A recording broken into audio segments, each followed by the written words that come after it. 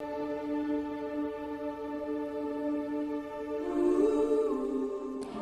actually motivated me to getting started with what we do is because in 2008, when the WAEC results came out, that more than 80% of the students that applied for the exam failed.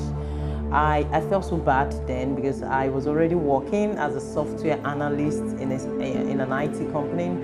I got so emotional that day because I felt there's something wrong. 80% of these children are not dullards.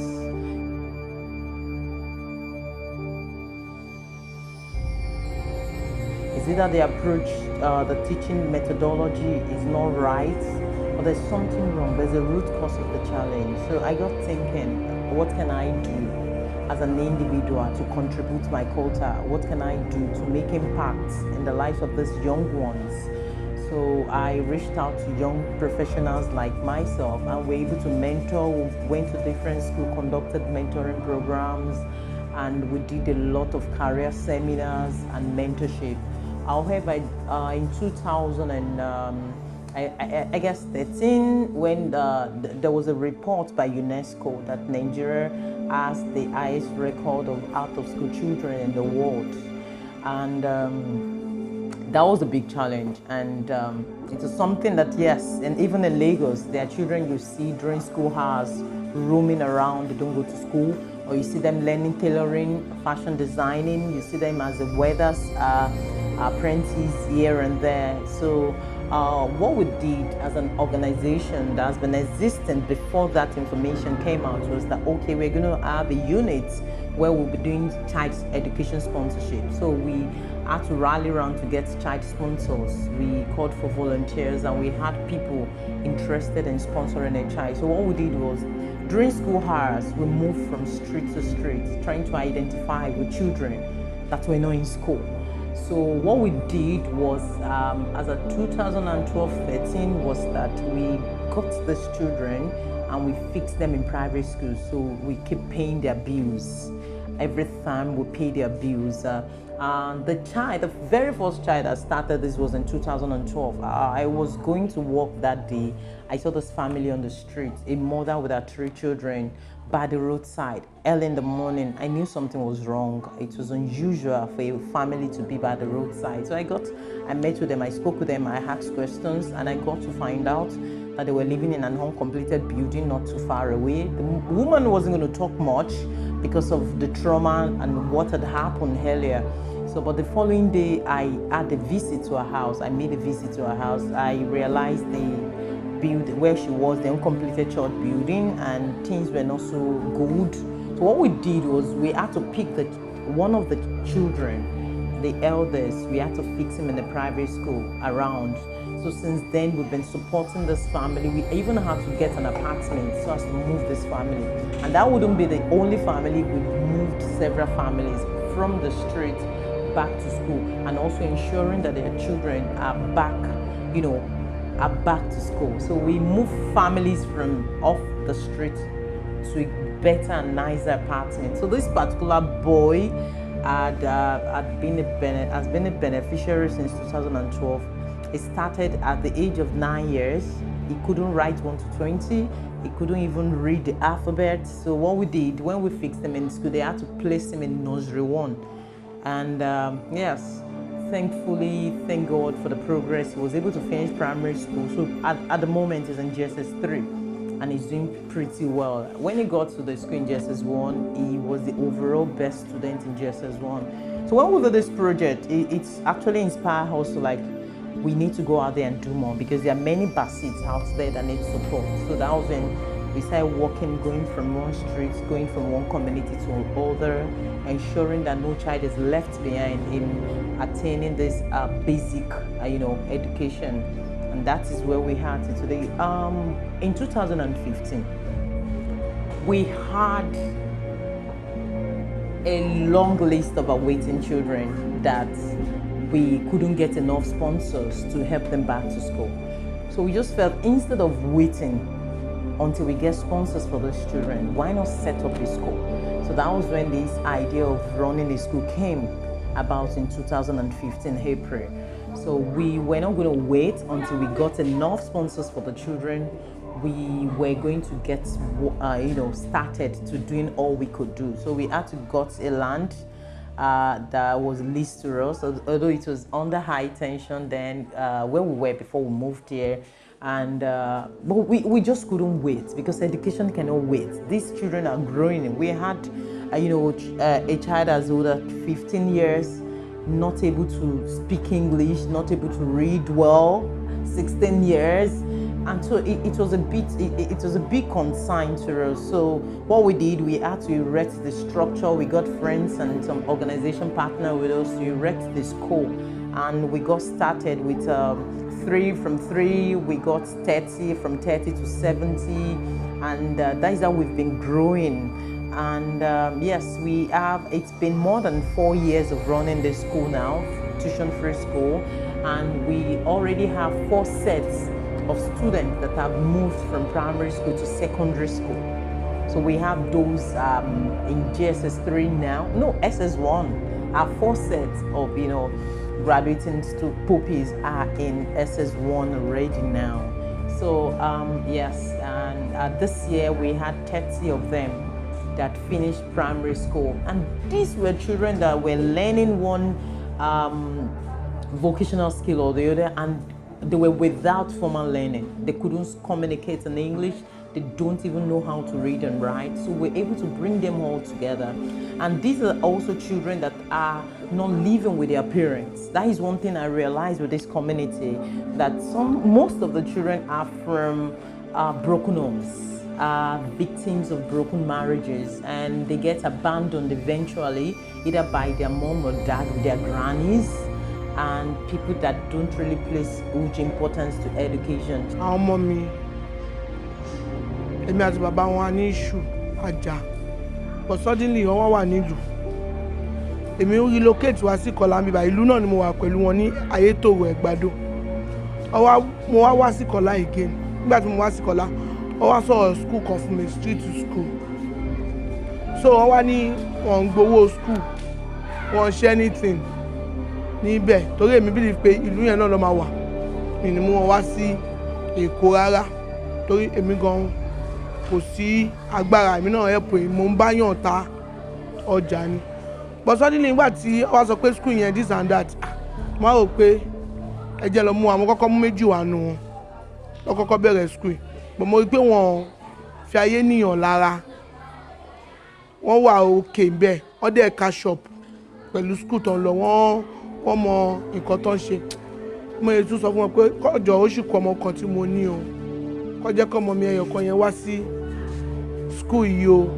Nǹkan táwọn ọmọ mẹ́tẹ̀ẹ̀ta fi wà ní school yìí nìyẹn. We know what Nigeria is means today. Some parents cannot feed themselves even 3 square meal a day or 2 square meal a day. How those people can send their children to school? There's no way for them. The children will be at home like that. But it's when this school established for this color here, I thank God many people bring their children to school here, and school is free.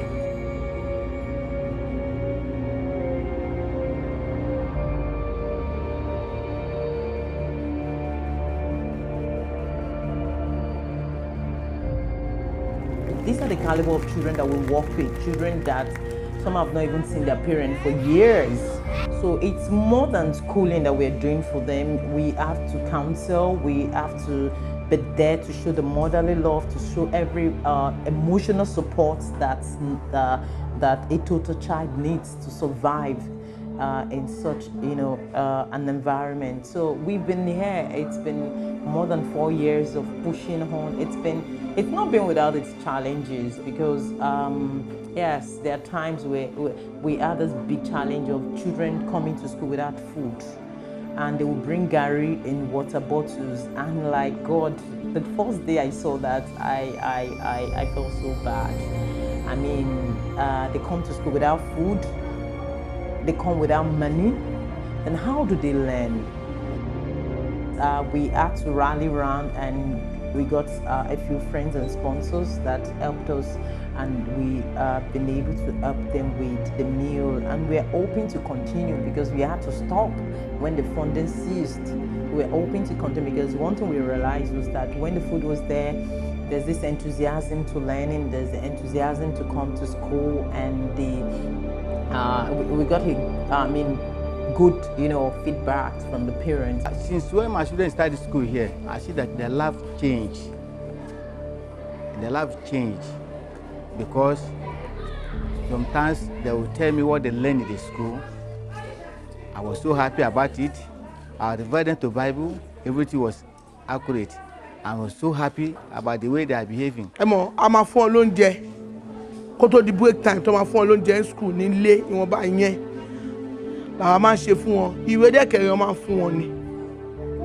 Uniform irú ọmọ mi ní ìsìn bó ṣe jẹ́ pé mẹ́ta gan lọ́wọ́ school wọ́n sponsor nu wọn tó yẹ pé wọ́n fún ní uniform tó fún ní gbogbo ẹ̀gbọ́n lọ́fẹ̀ẹ́. Nǹkan tá a fẹ́ ní láti sọ fún wọn ni pé Ọlọ́run á máa ràn wọ́n lọ́wọ́, ṣùgbọ́n nǹkan tí mo rí sí pé tó bá lè jọ tó bá lè tún further mọ̀ kó tiẹ̀ lè fi ní sound education dáadáa tó ti jẹ́ pé àwọn ọmọ mi máa parí kárí àwọn sí primary 6.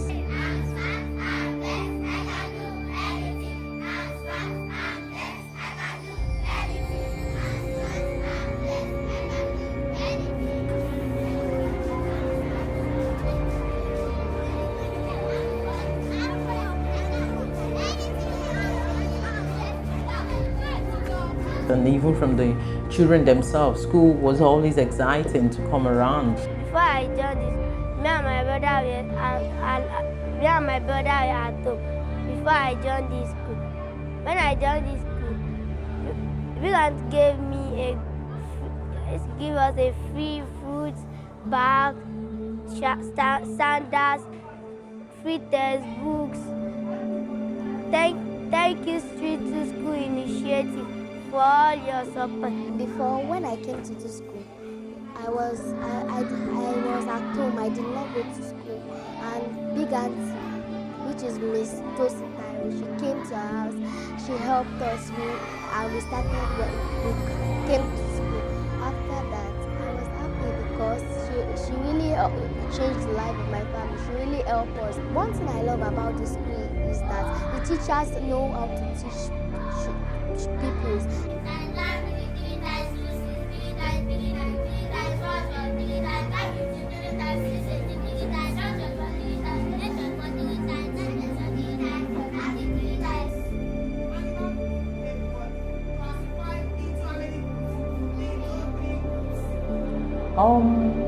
Since we started, because we have, as an organization, we have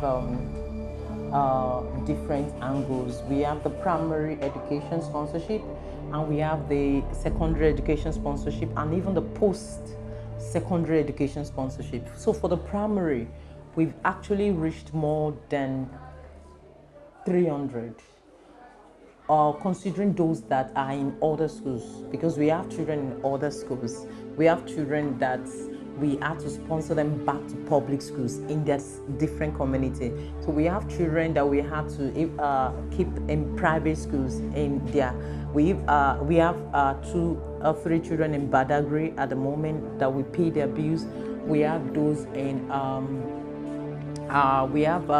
those in Abule Egba area that we also send money to the schools to pay their bills. So we have those children scattered around that once we are called on, we try to help. So that is the primary. So for primary education is more than 300. For secondary and post-secondary, what we do is that every year, because we don't want any child idle, we also sponsor GCE, WAEC JAM. So we have over 400 till date. That's because it's a yearly thing. Every year we sponsor for GCE. This year we sponsored about 38 young people to register freely for the exam, because a child that is high it's not the best for any environment. So what we do is that we ensure that these children are engaged.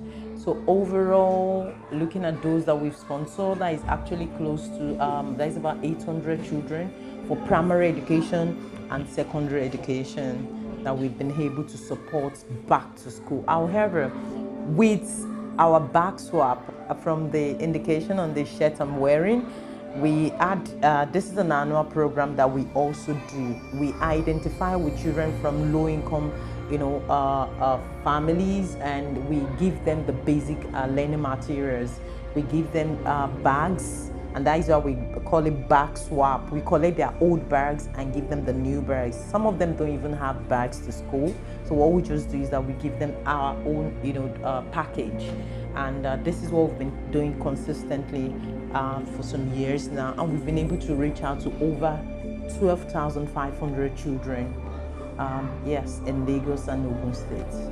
Oh, teachers are not volunteers, except for a few that comes they come teach the children different skills. And when we got started, we had people showing interest to volunteer, but because of the distance, so what we had to do was that we couldn't plan, this kind of program with volunteer teachers. So we had to call out for teachers in the community, and we had teachers showing up, and they are paid. It's not free. Thankfully, we have some friends that volunteer to pay teacher salaries. So there are times like that, somebody can just say, oh, I want to pay a teacher salary this month. We'll be so thankful that, okay, thank you for this. And we even have a French teacher at the moment that, it was one of our friends that volunteered that she's going to send she teaches French, but she stays in Aja. So she can't be coming here all of the time. So what she did to support us was to get a teacher, a French teacher for us, who comes every week to teach the children this foreign language, and she pays the bill. So we have people like that that show up and are interested in paying this bill. Education is a powerful tool that we can use for the development of any nation. Okay, fine, the government is supposed to do all of this, but the government cannot do everything. And that is why as an NGO, we are doing this. We are helping what the government is doing. So we do a lot of explanations for parents that do not understand what NGO does, what NGO is all about. So we need to break it down to them that we're doing it just to support, so that life can be easy for everyone.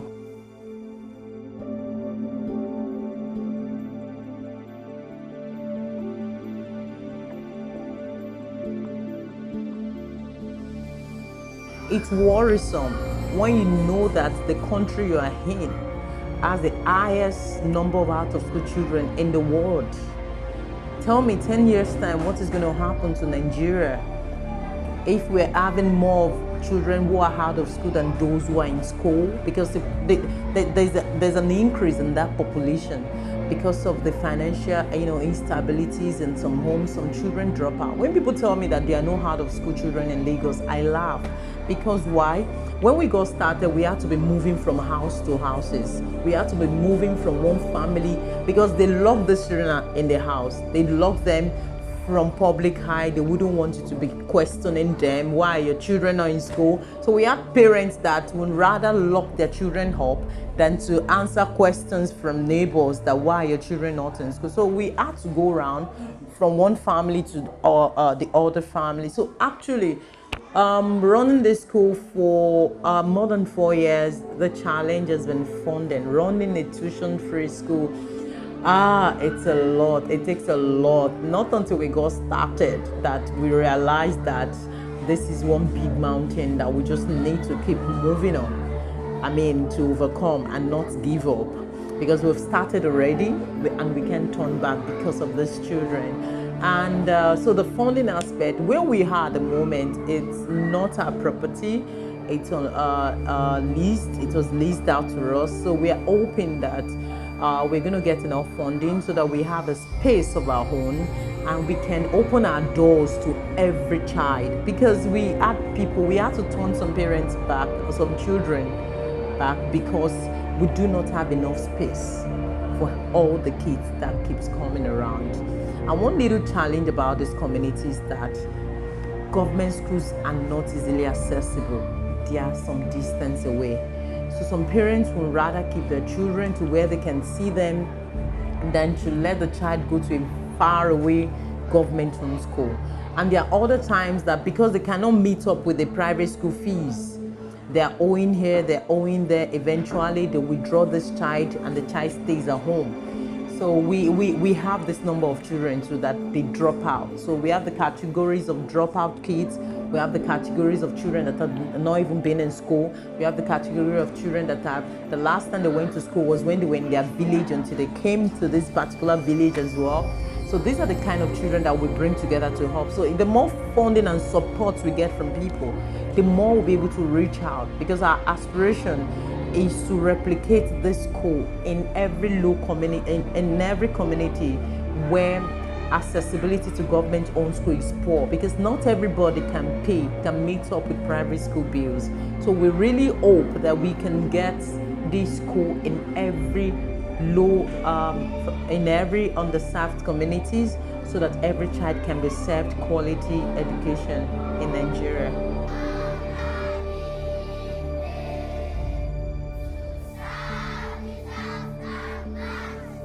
So our projection is actually this.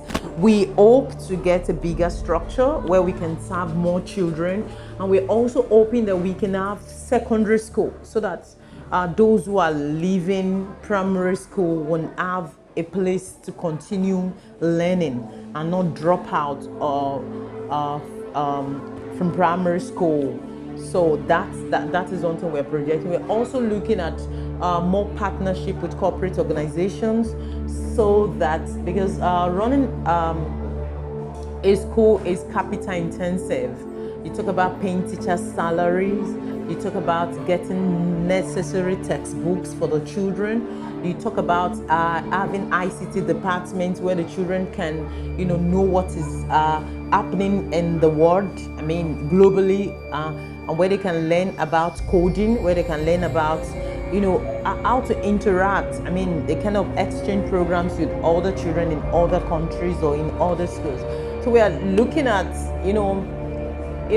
a system that works for every child, where they can get, easy access to quality learning.